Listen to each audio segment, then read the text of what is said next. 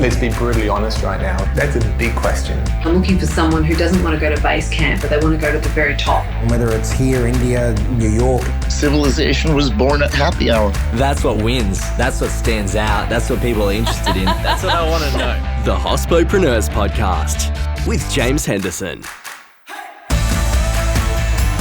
Hello and welcome to episode 131 of the Hospopreneurs Podcast. Joel Montaniel is the CEO and co-founder of SevenRooms, a fully integrated data-driven guest experience platform for hospitality operators. SevenRooms is venture-backed by Amazon, Comcast Ventures and Providence Strategic Growth and has been named on Inc.'s Best Workplaces and Forbes' Best Startup Employers lists. The company's clients range from independent restaurants to global enterprises including MGM Resorts, Mandarin Oriental Hotel Group, Topgolf, and Live Nation. I came across Joel on another popular podcast called This Week in Startups and am very excited to have him on the program for you today. His experience is wide and varied from investment banking, dealing with commercial mortgage-backed securities, to global AI-powered messaging technology. His insights continue to resonate and I hope you enjoy. Today's episode is sponsored by Access Collins, your one-stop shop for inquiries, reservations, and events. For full visibility and control over your bookings and inquiries in one central system, check them out at theaccessgroup.com.au. Let's get into the episode.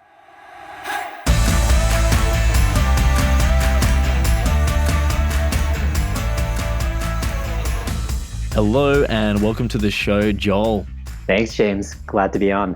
Anytime. It's, again, an absolute pleasure. Look, Joel, I was so impressed by your interview with Jason Calacanis, another podcast. Jason's got a massive program that is based out of the US. He's been very successful and interviewed you on the show. And after I heard you on there, I was just so impressed by what you're doing with SevenRooms that I wanted to reach out and have a chat with you. Listeners are going to know straight away the reason for that once you open your mouth and tell us a bit about what you're actually doing. But as everyone is familiar with, the first question on the program is a crazy hospitality story or exceptional hospitality experience. What have you brought to the program today? Sure. And thanks for having me. I'll try not to let you down and hopefully not the audience as well.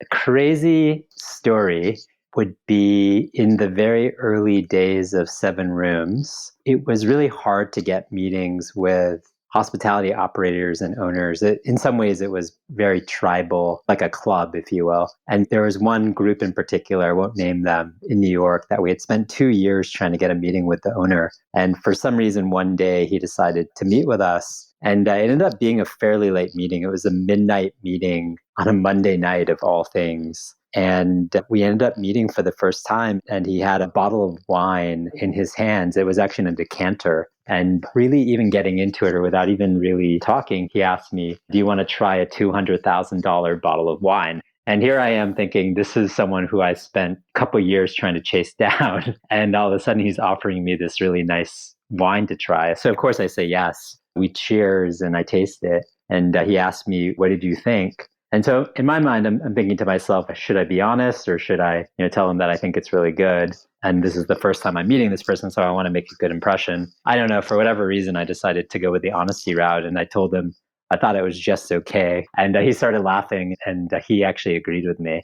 And so that kind of kicked off the relationship. There's a whole kind of backstory that happened after that ended up meeting his best friend who was sitting 2 tables away from me talking about a $200,000 bottle of wine. And that ended up in some way, shape, or form also saving the company in our earliest days. We'll save the second part of the story for another day, but that was probably one of our crazier stories, is the $200,000 bottle of wine.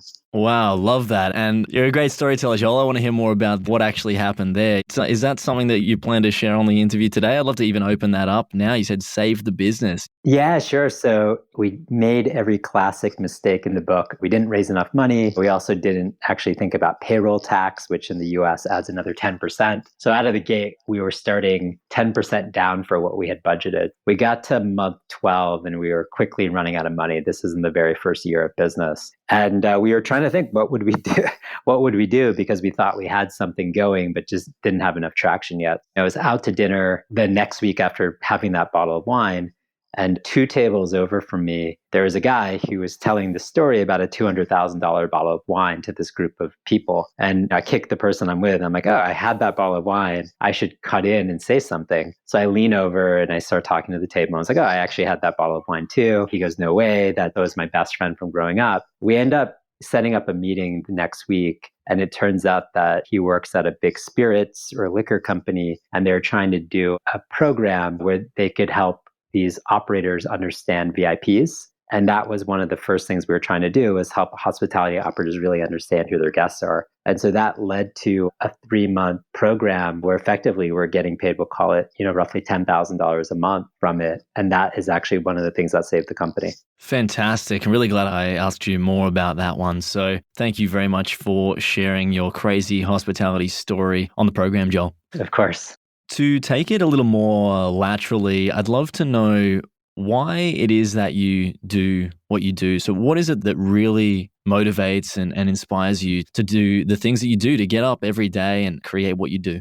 Yeah, I think there's a couple things. There's a broader purpose, I guess, which is wanting to have an impact on something. When I first started right after university, I worked in finance, I think similar to you, and I didn't really get that much fulfillment out of it. It was a job and it paid fairly well, but I never went home thinking, I feel really great about what I do and I really feel like I'm contributing to something bigger. And especially with finance, at least in those days, I was treated just like a lot of other analysts at the time. You're just a cog in the wheel. And so even if you do have an idea of how to do something better, even if you want to innovate on something, there is always a way to do something. And so there is always about do it this way because we've always done it this way. And I was working in finance around the financial crisis. And 2008, I was in New York and the financial crisis happens. And some people even on my team had connections to Lehman Brothers. And long story short, some of the people really got financially impacted through it. And I said to myself, if I work in a job that I hate, even if you make a lot of money 20 years later, if all of that is taken away, how terrible I would feel. And so that really kind of led me to this other idea, which is I really want to go pursue something I'm passionate about, something that I can feel good about having impact on. And then where the hospitality part comes in is we're going to restaurants, we're going to places as consumers. And it was always thinking about how do you get that great experience? Why do you have to go to a restaurant 20 times? What happens if you can't go 20 times? Because at that point, I didn't even know when I would have off for the weekend. And so I never could plan in advance. And that was the seeds of SevenRooms. And you put those two things together. And that's really how SevenRooms was born. Love that. So tell us then, for those who aren't familiar with SevenRooms, and you've recently just started rolling out in Australia, tell us about what SevenRooms is and now what it is and how it's evolved to become the business that it is today. Yeah, sure. SevenRooms is an end-to-end guest experience platform. And really our mission is to help hospitality operators make their guests feel at home. And so when I say end-to-end, what it really means now is before a guest walks into a restaurant or does business with a restaurant, we're helping them online. So it's reservations and it's wait lists. And more recently, it's online ordering, so delivery and pickup inside the restaurant where the system's sitting at the host stand. So where the team is using to do their seating, to do their wait list. And then when the guest leaves, we're helping the restaurant really work to get that guest back. So being able to tailor marketing to James in this case to get you to come back into the restaurant or to get you to order again. And so we think about ourselves as a B2B first, B2B only. So we're really in business to help the hospitality operator build direct and personalized relationships with their guests throughout the guest journey. And the secret ingredient we believe to do that is just helping them have a better understanding of each and every single guest, and then enabling them to basically take that data and personalize that touch point every single step along the way, online and offline. So at what points do you accumulate data from guests? And is it just during the experience, or are you getting data outside of that as well? It's really a two-way street, and it's really at every interaction. So we think about each interaction between the guest and the hospitality operator as a place where things can be learned and things can be exchanged. And as an example, when someone is booking a reservation, we think it's a great opportunity for the guest to actually tell more about themselves to the restaurant. And for instance, you can say what kind of allergies you have. You can say if you're celebrating a special occasion, you can, add preferences that matter to you. And then we do things like offering the ability to check out through a Facebook, for instance, so social profile data, if you want to share that with the operator. And then once you're inside, if you've booked before at this restaurant or restaurant group, we're going to share information about you to the group that you're comfortable sharing. And think about this very similar to what the hotels and the airlines do, where they're really collecting data on their guests so they can really personalize the experience. So if you take a hotel, before guests are coming in, they're doing a roll call. And they're saying, James is coming in with his family. He has 2 children. One of them is 10 years old. They play on the basketball team. They really like chocolate chip cookies. So we really try to bring all of that data to the team's fingertips. If it's the first time they're seeing you or if it's the 10th time, and then it doesn't matter who's actually at the host stand, they can provide that type of warm experience for you. So it's collecting more and more data at every touch point. And then ultimately, all of this builds automatically. We're helping them understand their guests in a much smarter way to make better service easier, is how we think about it. And then we enable the operator to use that data to drive more personalized marketing to get you to come back into the restaurant or get you to order again. So it's really an exchange, two-way street between the operator and the guest. On the note of that data then, there's obviously a lot of information that you're getting. How do you make sure it's up to date? Is it up to the venue and the interaction with that individual guest to update that information? And how does that impact them across other businesses? Yeah, sure. We think about the two-way street of data. So the guest is able to share whatever data they want. We try to make it as easy as possible for the guests to share. So for instance, going back to the allergies, you do, of course, want that restaurant to know if you have an allergy or if you're celebrating a special occasion. So as much as possible, we enable the guests to say and share to the restaurant whatever they want to share. And then we enable smart data building for the restaurant. So I'll give you an example. We tie into the point of sale or the cash register system that the restaurant's using. And we have a direct integration that's real time. So if James comes into the restaurant and James starts ordering French fries and chicken fingers or the lasagna, if you do that enough times, we actually tag you automatically as a lasagna lover. And so if we want to do a promotion for lasagna or we want to do a special for lasagna in a marketing campaign coming up, your profile will get pulled automatically into that marketing campaign because we know that you love lasagna. So just by actually you interacting with the restaurant as a consumer, they're naturally learning more about you, either because you're telling it to them or because the system itself is helping them understand that automatically.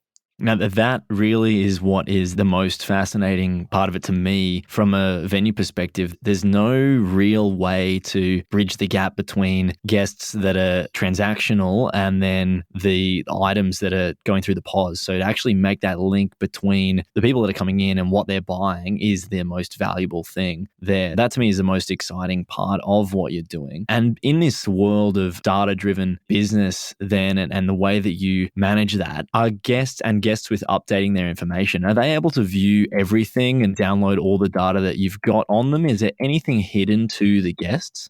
Generally, they can download everything available to them, and also they can request at any point in time that their data be deleted. There's been a lot of data privacy rules that have been put in place, rightfully so, to really protect consumers. And so they have the ability to see what restaurants are tracking on them. They have the ability to tell restaurants to delete it at their discretion. I think what we found that's really interesting is we actually think that hospitality is one of the few places where the default is actually opt-in. We think that this is one of the few places and few industries where consumers actually want the business to know more about them. It's very rare to say that about other industries, but I think that this is one of the ones because it ultimately leads to a better experience. And if you really think about food and hospitality, it's so personal to everyone, and everyone really does want that experience. So we make it as easy as possible for the consumer to share. And then if they don't want that data shared, we make it as easy as possible for them to tell the restaurant not to keep it and then to be able to delete it at their discretion. It's interesting what you're saying there around being the only opt-in industry. I'll have to reflect on that later. And you bring up data privacy as well. The reason that I brought up the question around customers accessing their data and what they can see, what they can view that is noted on their profile behind the venue's screen is because it becomes quite challenging to be able to surprise and delight guests when they know you have all this information about them. So what are you finding so far that businesses are doing differently that actually allows them to deliver above and beyond when the expectations of guests increases? It's just the little things you would think it is. I think part of the beauty of all of this is how simple it is and how it doesn't have to be complex. So I'll give you an example. Half of the people that we've surveyed, all they want is for the restaurant in this case to remember their name or remember that they've been back. It's not even about that you love the lasagna. It's just the fact that they're recognizing you as a customer or as a patron of theirs. So that's the foundational level, is helping the team understand, have I seen this person before? And for half of people, that is just enough to make a really special experience. And if, the listeners think about this, when's the last time someone remembered you? You probably remember that. And that probably was a great experience. Now, we help them layer on top of that with things that can create a special moment or can create that repeat visit or that loyal guest. So as an example, we're starting to track at a more detailed level types of consumers or visitors that come into the restaurant. This person really likes sweets. We know that because of their profile. Why don't you deliver a dessert to them because it's their fourth visit? Or for instance, someone that really loves wine, we think that they should get invited to the wine tasting of that same, maybe it's the same type of wine or the same maker. And so it's not leaps of faith. Actually, it's the little things and just paying attention and having a system that makes it easy to pay attention and leverage the data, we're finding is making all the difference. So it's not a huge leap forward in terms of what they have to do. It's just having the data to be able to do it. Yeah, that's fantastic. I can see that working in a lot of venues that I've been in over the years as well. I'd like to know where you really found this world. So, you came from finance and you talked a bit about your background there, but tell us about what really caused you to make this particular business. Was it something that really drove you about the hospitality experience, or what is it that has made you build a data-driven business in this world? Is it the fact that's just where things are now, or something else that's really driving you? Yeah, I think it's from a lot of past experience. I think I'm fairly analytical. And there's two businesses I worked in before SevenRooms. The first one was in finance. I was in the commercial real estate business, and we ran all these models to predict how loans would perform, how much default rate there would be based on the asset class, based on the city that it was in. So it was all numbers based and all models based. And then I went to another tech company right before where I worked under the founder CEO, which was really formative for me. And a company called LivePerson. It's an amazing company. And it was all based on data. So basically the idea is when you go to a website, they're the software that when the box pops up, ask you if you want to talk to an online sales rep or support rep, that's their system. But what was fascinating to me is actually that it leverages data science to actually score the visitors to understand which is a visitor that has a higher propensity to buy versus not. So where should your team be spending their time? And so coming into the restaurant industry, the hospitality world, we realized a couple of things. So we realized, number one, they don't have any data on their customers. It's just stored in the team's heads. And that actually created a much bigger problem. So to simplify it from a number standpoint, if you ask a hospitality operator today, who are your top 10, your top 25, your top 50 customers, most of them couldn't tell you. If you ask them another question, what does it cost to actually acquire that customer? And what are they worth to you over their lifetime? Most of them couldn't tell you. And then you took it out another level. How should you market to these folks to get them to come back? What are the things you should be talking to them about? What are the things you should be sending them? They couldn't tell you. And it fundamentally is always rooted in the data. And what was fascinating to us is you have one of the largest industries in the world that fundamentally is still operating on gut and really the finger up in the air in terms of where the wind is blowing. And we thought there was a huge opportunity not only to help create a better customer experience or guest experience, but also fundamentally help these restaurants run better, smarter businesses without having to have all of that expertise. Love that. Thank you very much. That really provides a lot more of a background as to why you do what you do, Joel. So thank you. I'd love to know what you're learning about or exploring at the moment. So this can be personally, professionally. What is it that you're interested in, that you're pushing forward on? Yeah, a lot of self-growth, I think right now. I'm focusing a lot on leadership, communication style. And obviously, we've all gone through a global crisis. I think it's turned everything on its head. We've all had to adapt to new ways of working. And I think, unfortunately, our industry was really impacted by COVID. And I think our team was also very impacted because we hire for empathy, and it's hard not to feel the struggles and the pain that the hospitality industry is going through. And then we're also a very tight-knit community. We really focus on being in person and seeing each other. And I think a lot of people get a lot of energy from that at the company. And so I think I've been really inward focused on how can I improve myself to be a leader? How can I help the company and therefore help our customers make it through this really challenging period? So I've been spending a lot of time reading books, focusing on trying to get better myself. So what have you been absorbing? You said you're reading some books. So you listening to podcasts or reading specific websites or other resources as well? What is it that you're taking in? Yeah, there's a couple books that I turn to. The first one is a book called Turn the Ship Around. And have you heard of that book before? No, not familiar with Turn the Ship It's Around. one of my favorites. So basically, it talks about culture and alignment and empowerment. And basically, it's about a nuclear submarine. And in the military, obviously, it's a very top-down culture. And you do what I say, especially if I'm the commanding officer. So for instance, if I say, James, I want you to fire the nuke basically at our ship, you have to do it theoretically because I'm your commanding officer. And so the book goes into real life story about the Santa Fe, how it was the bottom ranked nuclear submarine and how this person was able to turn it into the best performing submarine, really by creating a culture of empowerment, not a culture of yes, but a culture of thinking and doing it within the confines of what the military is a phenomenal thing. He created a second book that I've been reading, but I go back to that as an example. And then I've been listening to podcasts such as yourself, other podcasts. There's some that are more tech focused. Reid Hoffman has one. Harry Stebbins has one. So the How I Built This NPR podcast. So just listening to different folks about the struggles that they've had and how they thought about it.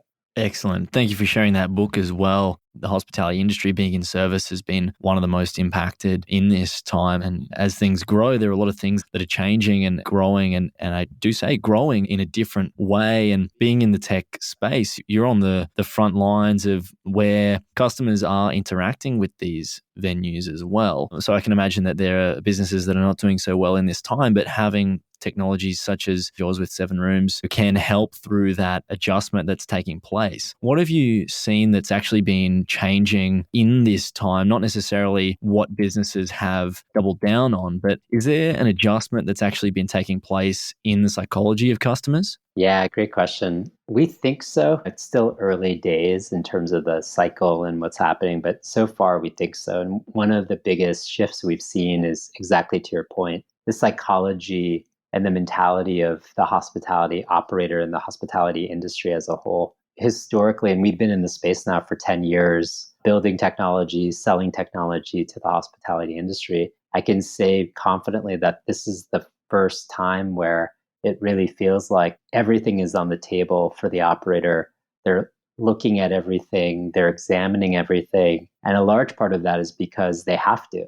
There is this big clearing, if you will, this big typhoon or hurricane or whatever you want to call it that has happened. And I think it laid bare what is beneficial for restaurants, what is not beneficial for restaurants, what was working, what wasn't working. And I do think that there's this prevailing sentiment, and I think this too, actually, that I think the restaurant industry or hospitality industry was broken before COVID.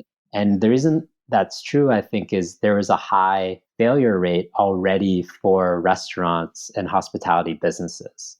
Depending on what stat you want to pull, I think 60% of restaurants fail in the first year, 80% fail in the first 3 to 5 years. That tells you that there's an industry where something's already off. And I think now you throw COVID in the mix. So what we are seeing, I think, from a more foundational level is every operator now, is big and small, is actually very open to doing business differently because they have to on a go-forward basis. You have focused on the operator there and make a really good point that operators have thought differently in this time. And having been in that space prior to COVID, listeners will know from the early days that prior to starting the show, I had a tech company in the space around rewarding customers for spending time in venues. Now, I'm interested to know if there's anything that you've seen differently from a customer standpoint, from a customer perspective. Is there anything that they're more open to or expect, or is there anything that's changed in the mind of the consumer? Yeah, I think that there's a couple of things that I would call out. One that is a positive, and the second one I think remains to be seen, potentially a negative for hospitality operators. So the positive is consumers are more willing to use new types of technology. And they're also more empathetic or sympathetic to what's happening to the restaurants today. So more specifically, we've seen a higher adoption of mobile order and pay. So going to a restaurant, sitting down, and then paying for your check through your phone. I think we did see that in parts of Asia, but largely throughout most of the world, that was not the common payment method. So you're seeing that become more of the norm, which I think is beneficial in some cases. And then the other thing that I think is actually really good for the industry as a whole is there's been a lot of talk about how detrimental third-party delivery companies can be for restaurants. And there's a lot more of a focus on trying to help the restaurant, trying to illuminate what the cost structure is for restaurants, and to the extent that consumers can help, really encouraging consumers to go directly as much as they can to the restaurants. So I do think that is a net positive for the industry where the consumer is much more educated and much more sympathetic. I don't think that's going to change every consumer's behavior. I think people are still going to go to the third-party delivery apps, and they should, and the third-party delivery apps certainly play a role in the ecosystem. But I do think consumers are much more open-minded to how their actions actually have downstream impacts on the restaurant. The downstream part, I think what we're finding actually is restaurants now have to compete for a lot more of the mind share and compete with now a much more informed, educated customer. And really what I mean by that is we've all been home during COVID. You pick up your phone, you look at Instagram. People are creating amazing meals in their homes. They're making crazy meals. They're baking bread. They're baking desserts and pies. It's pretty ridiculous, actually, what's happening. And I think that actually is going to make it a little more challenging for restaurants on the whole, because the bar is going to have to be a little bit higher to get people to go out. Now, I do think people are going to want to go out right after all of this because there's going to be a lot of pent up. But I think 12 to 24 months, the burden's going to be back on the restaurants to really create something better that the consumer couldn't create at their home or get delivered. So what does the future of the experience look like? Because what we're talking about is the experience industry, really. And a lot of hospitality is built on the performance that you end up delivering for the guest. What does the future look like for that in-person service for the hospitality experience? I do think what's, I guess, maybe ironic or the really interesting part to think through there is that actually what matters most then becomes the experience. Because if I can make the same food at home, or maybe even better, I can't. I'm a terrible cook, by the way, but if someone could, then they're more likely to do it at home. And it's probably cheaper, all things considered. So if I can do that, then what's going to get me to go out to a restaurant? And really, it's about the experience. It has to be something I can't get at home. And so that's a good thing, I think, for restaurants that are willing to embrace that fully. The restaurants that are willing to invest in making a great guest experience are going to get more guests. And the experience of the future is really one that's personalized and tailored. It's one where someone remembers your name. And we actually believe that the restaurant experience of the future is one where technology is invisible. It's almost as if the restaurant knows who you are, doesn't even have to look at a screen. Everything seems like it's coming from their heads, but technology is actually powering a lot of it and making it seem really easy. Yeah, I absolutely agree with you, knowing what that space is like, because the less visible technology can be and the easier it is to deliver this high quality experience without customers knowing that you have support from technology, then the better that experience of the future is going to be. So thank you very much for sharing that. I'm going to change to a slightly different question around creativity. Normally I go from innovation and questions around innovation to creativity. So how do you actually foster creative ideas and allow that to flourish within your business? It's a really good question because when you're starting a business or thinking about a business, I think you always have to be coming up with an idea to make it better. And one of the things I think we think about a lot, and then I'll talk about some of my process at least a little bit, is we say fall in love with the problem, not the solution. And so the problem for us is how do we help restaurants better understand their guests through data? And so when you really fall in love with the problem, you can wake up every day with a new idea or new creative thought on how to solve that problem, as opposed to being singularly minded about one solution. So I think that kind of permeates everything we do and how we think about the business is we really fallen in love with the problem.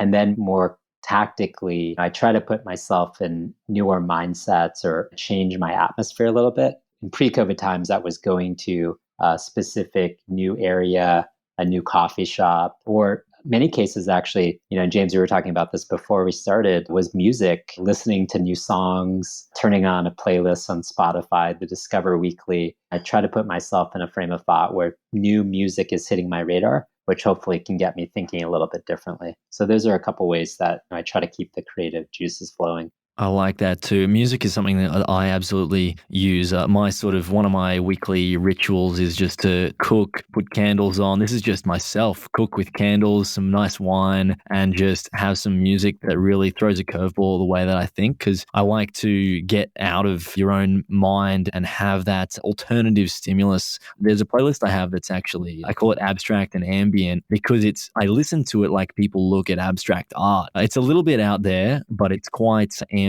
and relaxing still. So really interesting, classically inspired electronic music. But look, that's for another time. I'd love to know if you can elaborate a little bit more on what it is that you do that really gets you into that mental state that really allows the development of ideas. And there's three-pronged, really, this question, quite a large one, because I'd love to know how you get into that space, how you then foster those ideas, how you play with them, and what sort of state of mind you are in when you play with them, and then how you execute them. Sure. I think the first thing I look at or really try to lay out is if it's a customer, in this case, a restaurant operator, if it's something we're trying to do for them, I really try to look at everything through their lens. And so really taking their point of view. And that helps me map out what are we solving for here? And more importantly, what's their challenge? So I could come up with every solution under the sun, but I really want to start from what is the customer's challenge that we're trying to solve for? Why is this important to them? And so starting from that and working backwards. So that's one, is starting with that frame of thought. The second thing is I'll write down a ton of ideas. So I have a ton of notebooks, I'll scratch pad, I'll just try to get ideas down on paper. And what I realize too now as we talk about this question, I really try to the proverbial trust the process. I think now what I realize is that no matter how much time you spend, you may not get to the outcome in that very session. You might carve out 2 hours to do that creative thinking, but being okay with actually not coming up with that answer in that 2-hour session, because what I actually find is it's the culmination of the 30 minutes you spent thinking about it, the time you spent thinking about it when you went for the run, the time you spent thinking about it in the shower. Maybe you listen to James's podcast and you hear someone else talking about something. The dots start to be connected. And ultimately, you end up with a really good answer, at least a starting point, really good answer. And then the last part is to actually just test it and knowing that it's only going to be halfway right. And the market or the customer is going to actually help you find the other 50% of it. Then you're going to tweak from there. So I think it's really connecting those dots about what's the customer challenge that you're solving for, putting yourself into a mindset and state, but knowing that you may not, just like an artist, they may not come up with that painting right then and there. But actually, the painting that works is because they did 6 other paintings that now they're connecting the dots on, and then being able to test it out and get it out into the water, knowing that's not going to be perfect. Fantastic. Joel, you've come from a background that, and we've talked about this already, is outside of hospitality. So what did you do to really grapple with the industry and learn it quickly and adapt yourself? Yeah, so a couple of things we learned over time, my co-founders and I, and the early folks at the company.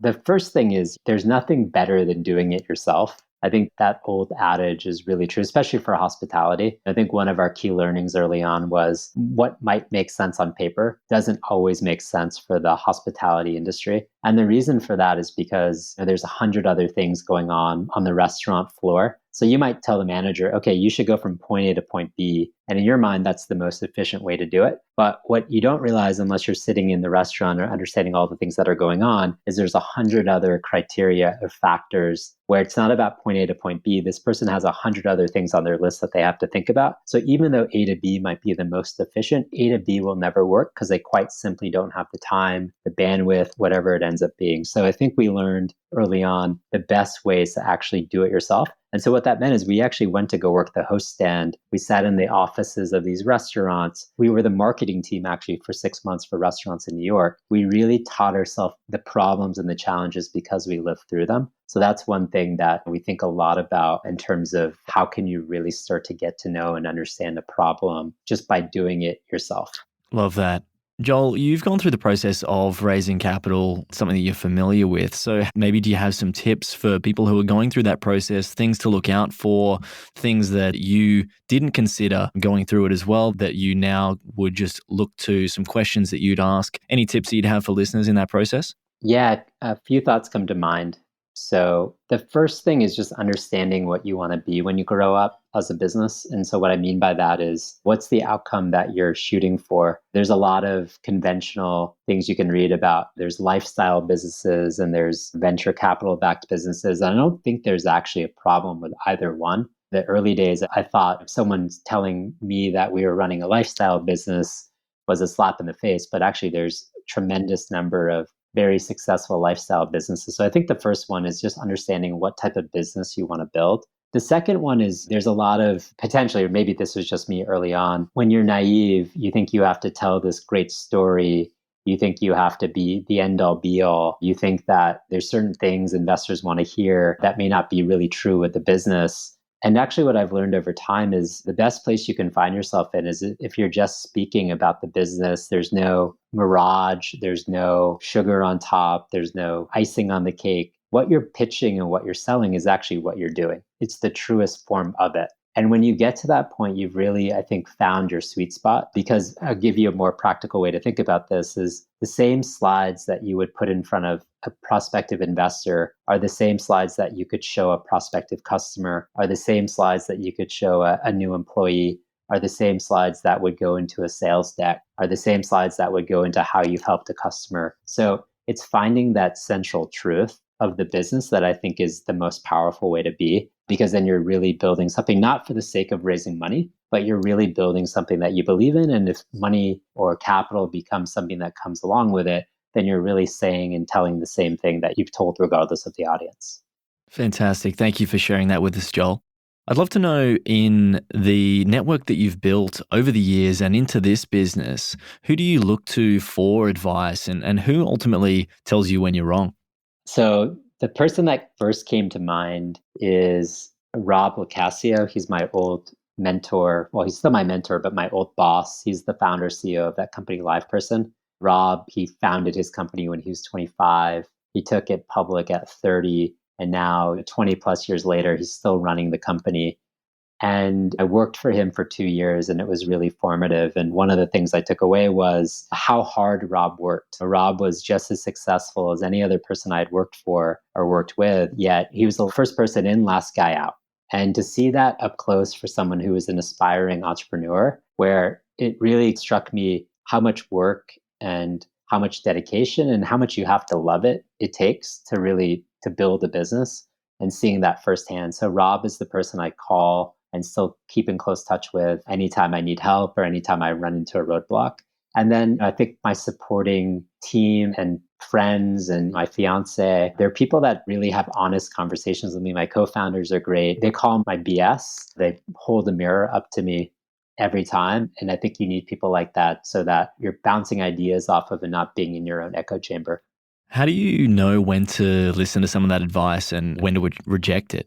Yeah, it's a really good question. I think understanding that no one's ever going to have as much information as you. No matter who you ask, you could ask someone who's built 25 different businesses and been successful in all of them. Every situation is different. So I think understanding that people are going to give you advice that will set up guardrails, give you frameworks, test your thinking, but ultimately the situation is different no matter how you cut it.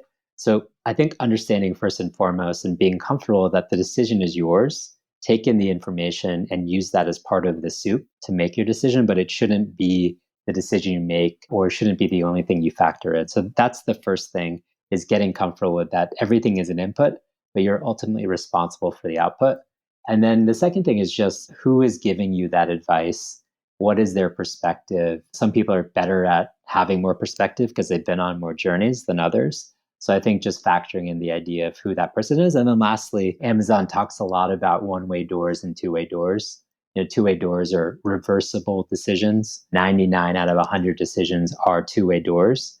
And so I really believe that even if you take advice and make a decision, oftentimes you have the ability to change that decision or course correct if it wasn't the right decision out of the gate. Excellent.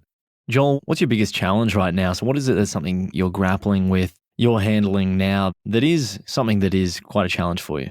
I think the biggest thing that comes to mind is planning. I think it's really hard to do any type of planning more than 3 months out right now. And the reason for that is we're still not back to a normal state. I don't think we're going to be back to a normal state for quite some time. And so what that means, at least for our business, is we service restaurants. They're our partners at the end of the day. We service hospitality operators like hotels. And because there's still so much uncertainty in their business, it makes it really hard for them to plan. And because it makes it really hard for them to plan, it makes it really hard for us to plan. And so I think being someone who's always thinking 12, 24 months in advance, or at least trying to plan for 12 months out, that's probably one of the hardest parts, is not being able to plan as far out as we normally would in normal times. I've heard different perspectives on how far in advance one should plan. Someone I worked with in the early days of my first business who said that they don't plan any longer than 2 years in advance because the world is a totally different place. But maybe it was the industry we were in, maybe it was the experiences that they'd had. But